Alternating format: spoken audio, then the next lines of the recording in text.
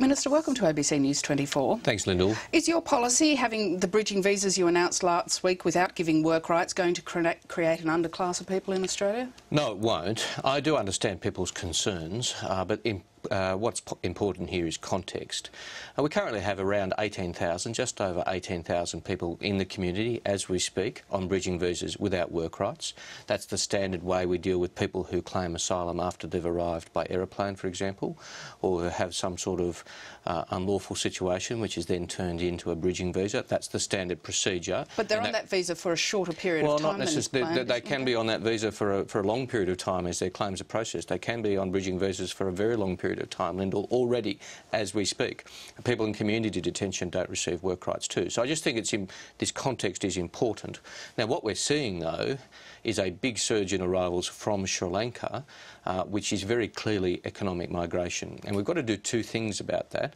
We've got to return those who are very clearly economic migrants. We're doing that. We've seen around 500 returns over the past little while.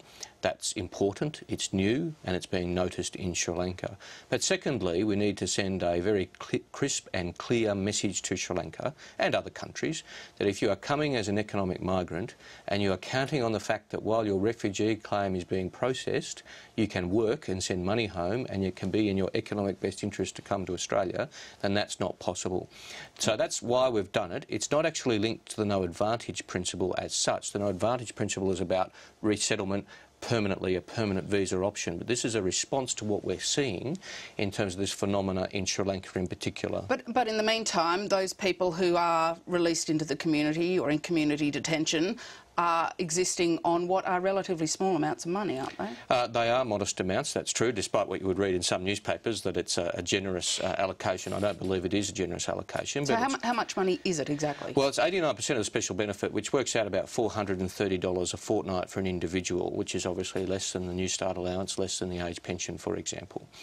So it is a modest amount of money, but it is appropriate that where somebody has come to Australia and for whatever reason, whether it's seeking to claim asylum or for economic migration, that we provide some support, but it be modestly engaged. Now, what I do want to do, though, is work with the sector, work with my advisory committees, etc., on how we deal with those people who are genuine refugees, found to be refugees after a process, still have to wait for permanent resettlement under the no advantage principle, but make sure that they have appropriate support and care, and where appropriate they have some mechanism in place to be able to support themselves. We'll do that over time. So there's a possibility those people might get access to some sort of work rights or higher government benefits? Well, what I'll do is I'll work methodically with the sector to make sure that those people who are regarded as refugees do have the appropriate arrangements in place. At the same time as sending that very clear message to Sri Lanka and to other places that if you're coming to Australia to work, there's a way to come to Australia to work. That's to apply through the skilled migration program. It's not to hop on a boat and to come and to have some sort of claim that you want processed and to work while you're doing it. What's the chance, though, that in the intervening period that there might be more burden having to be carried by, say, welfare or church groups to help out people who are living on the small amounts of money you say? Well, as I say, let's put this in context. Currently, more than 18,000 people in the community as we speak on some sort of bridging visa without work rights.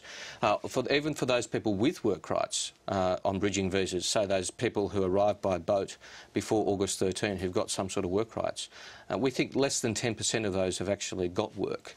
So some good work's been done by a lot of providers to try and help people into work, but let's not have the misapprehension that all of a sudden huge numbers of people have been taken out of work and put onto this program.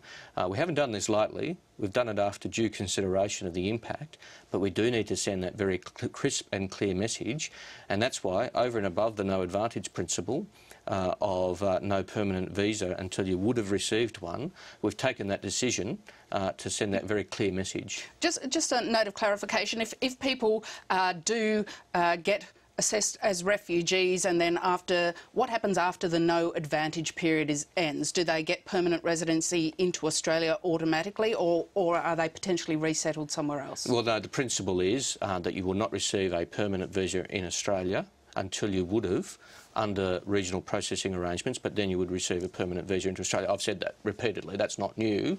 The no advantage principle is about resettlement into Australia. That's a difference with temporary protection visas, but other elements are similar. There were similar amounts of welfare. Temporary protection visas was a little bit more generous. It also had work rights. There was also uncertainty. Temporary protection visas were rolled over after every 3 years. Your no advantage principle is at least 5 years. Why don't you just sign up to the opposition's temporary protection visas? Well, you know, I've seen the opposition out there saying, oh, look, this is nothing like temporary protection visas. I've seen the Greens out there saying, this is exactly temporary protection visas. They're both saying that for their own political purposes. I've said very clearly there's some similarities and there's some differences. Temporary protection visas were designed to say to people, we'll reassess you. You'll go through a whole new refugee reassessment process in 3 years' time. That's not what bridging visas are about. And so that uncertainty that was created, that they might be sent back at the end of the 3 years, very few people were. I mean, more than 95% of people got permanent protection at the end of the day. So it was a mirage. And we all know that when temporary protection visas were introduced, the number of people arriving by boat went up. These bridging visas are part of our holistic response, which accompanies the opening of the processing centres on Nauru and Manus Island, accompanies the increase in the refugee program to 20,000, accompanies the changes to the family reunion program. Temporary protection visas don't really fit in with that approach, that no advantage principle. And by the way, this bill, which I've not seen, that Mr Morrison's saying, Mr Abbott's saying they'll introduce, I mean, temporary protection visas are allowed under the law as we speak. So this is pretty clearly a stunt. And one final question. The head of your immigration department last year warned reopening Nauru wouldn't deter asylum seekers because things had changed. In a widely reported briefing to journalists, he also said onshore processing would lead to 600 or more arrivals a month, that long-term detention will become unviable, large numbers of asylum seekers would have to be released into the community, creating an underclass. Isn't that exactly where you are now? Well, what Mr Metcalfe, the then Secretary, was pointing out was the fallacies of this opposition argument, that all you have to do is open Nauru and everything will be OK. I think we're seeing that borne out. By the way, I've said exactly the same things. Nauru and Manus Island can be a complement to other things, and that's the policy that we're implementing.